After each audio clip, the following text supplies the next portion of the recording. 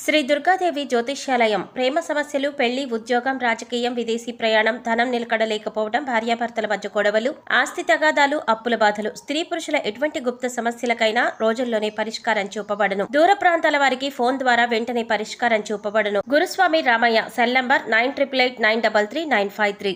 ఓం శ్రీమాత్రే నమః. ఛానల్లోకి స్వాగతం అండి. విష్ణుమూర్తి యొక్క పరిపూర్ణమైన అనుగ్రహం కోసం మే 4వ తేదీన వరుధిని ఏకాదశి వచ్చింది. కాబట్టి జీవితంలో ఉన్న కష్ట నష్టాలను తొలగించుకొని ఆర్థికంగా అభివృద్ధి పొందడానికి ఇది అత్యంత పవిత్రమైన సమయంగా పండితులు చెప్తున్నారు.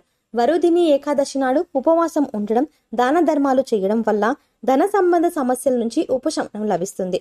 అయితే నదీ స్నానం లేదా సముద్ర స్నానాన్ని ఆచరించడం కుదరని మీనరాశి వారు స్నానం చేసే నీటిలో ఈ ఒక్కటి వేసుకొని స్నానం చేయడం వల్ల 100 సంవత్సరాలుగా పట్టి పీడిస్తున్న దరిద్రమంతా తొలగిపోతుంది. మీ దశ తిరుగుతుంది అనడంలో ఎటువంటి సందేహం లేదు. మన జీవితంలో ఉన్నటువంటి అష్ట దరిద్రాలు అనేవి తొలగిపోయి అష్టైశ్వర్యాలను సొంతం చేసుకోగలుగుతాం. అయితే ఎంతో పవిత్రమైన వరుధిని ఏకాదశి రోజున స్నానం చేసే నీటిలో ఏది వేసుకొని స్నానం చేయడం వల్ల విశేషమైన పుణ్య ఫలితాలని పొందుతారు, అలాగే అష్టైశ్వర్యాలను సిద్ధింపజేసుకోవచ్చు అనే అంశాలను ఈ వీడియోలో మనం వివరంగా తెలుసుకుందాం. కానీ అంతకంటే ముందుగా మీరు గనక మన ఛానల్ని ఇప్పటి వరకు సబ్స్క్రైబ్ చేసుకోకపోతే వెంటనే సబ్స్క్రైబ్ చేసుకుని పక్కనే వచ్చిన బెల్ ఐకాన్ నొక్కి ఆల్ సెలెక్ట్ చేసుకుంటే మేము ఇలాంటి వీడియోస్ అప్లోడ్ చేయగానే ముందుగా మీ మొబైల్కి నోటిఫికేషన్ వస్తుంది. ఇక వివరాల్లోకి వెళ్ళిపోతే, ఏకాదశి రోజు విష్ణువుకి చాలా ప్రీతికరమైన రోజు. ప్రతి నెల కృష్ణపక్షం శుక్లపక్షంలో ఏకాదశి వస్తుంది. ఈ రోజు లోకానికి అధిపతి అయిన శ్రీహరి విష్ణువుని పూజించడం చాలా ప్రాముఖ్యత కలిగి ఉంటుంది. మే 4వ తేదీ వరుధిని ఏకాదశి వచ్చింది. సంతోషం, శ్రేయస్సు, ఆశీర్వాదాలు, విష్ణు అనుగ్రహం పొందేందుకు ఇది అత్యంత పవిత్రమైన సమయంగా పరిగణిస్తారు. వరుధిని ఏకాదశి నాడు ఉపవాసం ఉండడం, దాన ధర్మాలు చేయడం వల్ల ధన సంబంధ సమస్యల నుంచి ఉపశమనం లభిస్తుంది. ఏకాదశి తిథి మే 3వ తేదీ రాత్రి 11:24 ప్రారంభమై మే 4వ తేదీ రాత్రి 8:28 ముగుస్తుంది. అందువల్ల మే 4న వరుధిని ఏకాదశి ఉపవాసం జరుపుకుంటారు. ఈ సంవత్సరం ఏకాదశి రోజు అద్భుతమైన యోగాలు ఏర్పడుతున్నాయి. త్రిపుష్కర యోగం, ఇంద్రయోగం, వైద్రి యోగం. వరుధిని ఏకాదశి ప్రాముఖ్యత రెట్టింపయింది. వరుధిని ఏకాదశి రోజున విష్ణువు వామన అవతారాన్ని పూజిస్తారు. ఏకాదశికి హైందవ సాంప్రదాయంలో విశేషమైన స్థానం ఉంది.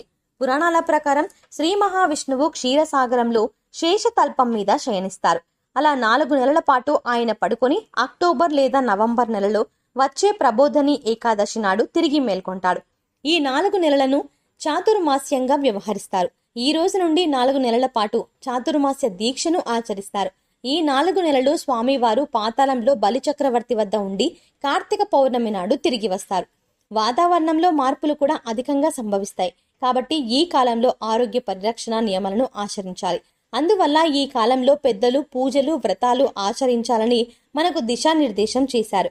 కృతయుగంలో మురాసురుడని రాక్షసుడు బ్రహ్మవరంతో దేవతలను, ఋషులను హింసించడంతో శ్రీ మహావిష్ణువు అతనితో 1000 ఏళ్లు పోరాడి అలసిపోయి ఒక గుహలో విశ్రాంతి తీసుకుంటుండగా శ్రీహరి శరీరం నుంచి ఒకరిని ఆవిర్భవించి రాక్షసుడిని అంతం చేసిందట.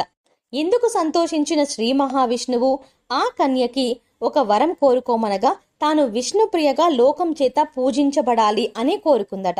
అప్పటి నుంచి ఆమె ఏకాదశి తిథిగా వ్యవహారంలోకి వచ్చింది. నాటి నుంచి సాధవులు, భక్తజనులు ఏకాదశి వ్రతం ఆచరించి విష్ణు సాన్నిధ్యం పొందుకోవడానికి పురాణాలు చెబుతున్నాయి. వరుధిని ఏకాదశి నాడు ఉపవాసం ఉండడం వల్ల దురదృష్టం కూడా అదృష్టంగా మారిపోతుంది. ఈ ఉపవాసం ఆచరించిన వ్యక్తి తన జీవితంలో శ్రేయస్సు, సమృద్ధి, అదృష్టాన్ని పొందుతాడు. ఏకాదశి ఉపవాసం చేయడం వల్ల మోక్షం కలుగుతుంది, వైకుంఠ ప్రవేశం లభిస్తుంది. పురాణాల ప్రకారం శివుడు బ్రహ్మ 5వ తలని తొలగించినప్పుడు శాపానికి గురవుతాడు. ఈ శాపం నుంచి విముక్తి పొందేందుకు శివుడు వరుధిని ఏకాదశి నాడు ఉపవాసం ఆచరించాడు. అప్పుడు శివుడు శాప పాపాల నుండి విముక్తి పొందినట్టు పురాణాలు చెబుతున్నాయి. మత విశ్వాసాల ప్రకారం ఈ ఒక్కరోజు ఉపవాసం ఉంటే అనేక సంవత్సరాలు తపస్సు చేసిన దాంతో సమానంగా భావిస్తారు. ఏకాదశి నాడు తులసిని కూడా పూజిస్తారు. అయితే తులసి ఆకులు తెంపకూడదు. ఆ రోజు తులసి ముందు నెయ్యి దీపం వెలిగించాలి. అలాగే తులసి మాల కూడా ధరించవచ్చు. తులసి మొక్క వేరులోని తడి మట్టిని కొద్దిగా తీసుకుని నుదిటిపై బొట్టుగా రాసుకుంటే లక్ష్మీదేవి ఆశీస్సులు లభిస్తాయి, ఇంటికి శ్రేయస్సు తీసుకొస్తుందని నమ్ముతారు.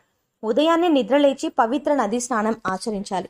గంగాజలంతో విష్ణుమూర్తికి అభిషేకం చేసి పూలు తులసిని సమర్పించాలి. ఏకాదశి రోజు జంతువులు పక్షులకు నీరు ఆహారం ఏర్పాటు చేయడం వల్ల శుభ ఫలితాలు కలుగుతాయి. మీ శక్తి మేరకు ఆహారాన్ని దానం చేయాలి. బట్టలు దానం చేయడం చాలా శుభప్రదం. వరుదిని ఏకాదశి నాడు పండు దానం చేయడం వల్ల 10,000 సంవత్సరాల పాటు తపస్సు చేసిన ప్రతిఫలం లభిస్తుందని పండితులు చెబుతున్నారు. అలాగే పూజా సమయంలో విష్ణుమూర్తికి బంతి పూలు సమర్పించాలి. ఏకాదశి నాడు పొరపాటున కూడా తామసిక ఆహారం తీసుకోకూడదు.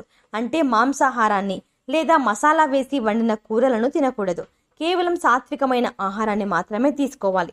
ఉపవాసం ఉన్నప్పుడు ఆహారం నీరు తీసుకోకూడదు. సాయంత్రం పండ్లు తినొచ్చు. ఎక్కువగా ఈ రోజు భగవంతుణ్ణి ధ్యానించాలి. ఇక నదీ స్నానం కానీ సముద్ర స్నానం కానీ చేయడానికి వీలు పడని వారు, అంటే పారే నీళ్లు అందుబాటులో లేని వారు కూడా ఇప్పుడు చెప్పబోయేటువంటి చిన్న పరిహారం తేలిగ్గా చేసుకోవడం వల్ల ఏకాదశి రోజున సముద్ర స్నానాన్ని ఆచరించిన ఫలితాన్ని పొందుతారు. ఇంతటి విశేషమైన రోజున ఈ చిన్న పరిహారం పాటించడం వల్ల అష్టదరిద్రాలు తొలగిపోయి అష్టైశ్వర్యాలు సిద్ధింపజేసుకోవచ్చు అని పండితులు చెప్తున్నారు. అయితే స్నానం చేసే నీటిలో ఏ పదార్థాలు వేసుకొని స్నానం చేయాలి, వాటిని ఎందుకు నీళ్ళలో వేసుకొని స్నానం చేయాలి అని పూర్తి వివరాలను ఇప్పుడు మనం తెలుసుకుందాం. ముందుగా ఏకాదశి అనగానే మనకు గుర్తుకు వచ్చే భగవంతుడు శ్రీ మహావిష్ణువు. ఆ శ్రీ మహావిష్ణువు అయితే విష్ణుమూర్తికి తులసి దళాలు అంటే చాలా ఇష్టం అన్న విషయం మనందరికీ తెలిసిందే. తులసి దళాలతో విష్ణుమూర్తిని విశేషంగా ఆర్జించడం వల్ల అష్టైశ్వర్యాలు సిద్ధింపజేసుకోవచ్చు. అలాగే ఉదయాన్నే స్నానం చేసే నీటిలో 2 తులసి ఆకులను వేసుకొని స్నానం చేయడం వల్ల విశేషమైన పుణ్య ఫలితం లాభిస్తుంది. మనలో దైవిక శక్తి పెంపొందుతుంది. ఇక ఏకాదశి రోజున ఉదయాన్నే స్నానం చేసే నీళ్ళలో వేసుకోవలసిన మరో పదార్థం రాళ్ల ఉప్పు. కొన్ని ప్రాంతాల్లో రాళ్ల ఉప్పును గుల్ల ఉప్పని, కళ్ళు ఉప్పని పిలుస్తారు. ఈ ఉప్పుని నీళ్ళలో వేసుకొని స్నానం చేయడం వల్ల మీలో ఉన్న నెగిటివ్ ఎనర్జీ తొలగిపోతుంది. తద్వారా మీలో నకారాత్మక శక్తి అనేది వెళ్లిపోయి సకారాత్మక శక్తి ప్రవేశిస్తుంది. ఎప్పుడైతే మీలో నకారాత్మక శక్తి తొలగిపోతుందో మీరు చేసేటటువంటి ప్రతి పనిలో కూడా విజయం చేకూరుతుంది. ఇక ఏకాదశి రోజున స్నానం చేసే నీటిలో మీరు వేసుకోవాల్సిన 3వ పదార్థం పసుపు. ఒక చిటికెడు పసుపును స్నానం చేసే నీళ్లలో కలుపుకొని స్నానం చేయడం వల్ల మీలో ఒక విశేషమైనటువంటి దివ్య శక్తి ప్రవేశిస్తుంది. పసుపు శుభ సూచకం. మన సాంప్రదాయంలో ప్రతి ఒక్క శుభకార్యానికి కూడా పసుపును వినియోగిస్తాము. పూజ కార్యక్రమాల్లో కూడా పసుపు లేనిది పూజ మొదలు పెట్టము. అంటే పసుపుకి మన సాంప్రదాయంలో అంత ప్రాముఖ్యత ఉంది. అందుచేత శుభ సూచకంగా స్నానం చేసే నీటిలో కొద్దిగా పసుపు వేసుకొని స్నానం చేయడం వల్ల విశేషమైన పుణ్య ఫలితం లభిస్తుంది. ఏకాదశి రోజు మీకు శుభప్రదంగా కూడా ఉంటుంది. అందుచేత స్నానం చేసే నీటిలో ఈ 3 పదార్థాలను వేసుకొని కలుపుకొని స్నానం చేయడం వల్ల మీలో ఉన్న నెగిటివ్ ఎనర్జీ తొలగిపోయి అష్టైశ్వర్యాలు కలుగుతాయి అనడంలో ఎటువంటి సందేహం లేదు. సో చూశారు కదండి, మే 4వ తారీఖు వచ్చే వరుదిని ఏకాదశి యొక్క ప్రాముఖ్యత ఏంటి, ఆ రోజున ఏ పనులు చెయ్యాలి, ఏ పనులు చెయ్యకూడదు, అలాగే మీనరాశి వారు స్నానం చేసే నీటిలో ఏ పదార్థాలు కలుపుకొని చేయడం వల్ల విశేషమైన పుణ్య ఫలితం పొందడంతో పాటుగా అష్టైశ్వర్యాలు పొందుతారు. అంతేకాకుండా ఈ విషయంలో ముఖ్యంగా ఏ అంశాలు మీకు ముఖ్యం అనేవి ఈ వీడియోలో మనం వివరంగా తెలుసుకున్నాం కదా. ఈ వీడియో మీకు నచ్చినట్టయితే లైక్ చేసి మీ ఫ్రెండ్స్ అండ్ ఫ్యామిలీ మెంబర్స్లో మీనరాశి వారు ఎవరైనా ఉంటే వారితో మర్చిపోకుండా ఈ వీడియోను షేర్ చేసుకోండి. అలాగే ఇప్పటి వరకు మన ఛానల్ కనుక సబ్స్క్రైబ్ చేసుకోకపోతే వెంటనే సబ్స్క్రైబ్ చేసుకుని పక్కనే వచ్చిన బెల్ ఐకాన్ నొక్కి ఆల్ సెలెక్ట్ చేసుకోండి. మేము ఇలాంటి వీడియోస్ అప్లోడ్ చేయగానే ముందుగా మీకు నోటిఫికేషన్ వస్తుంది. మరో చక్కటి వీడియోతో మళ్ళీ కలుద్దామండి. ఓం శ్రీమాత్రే నమః.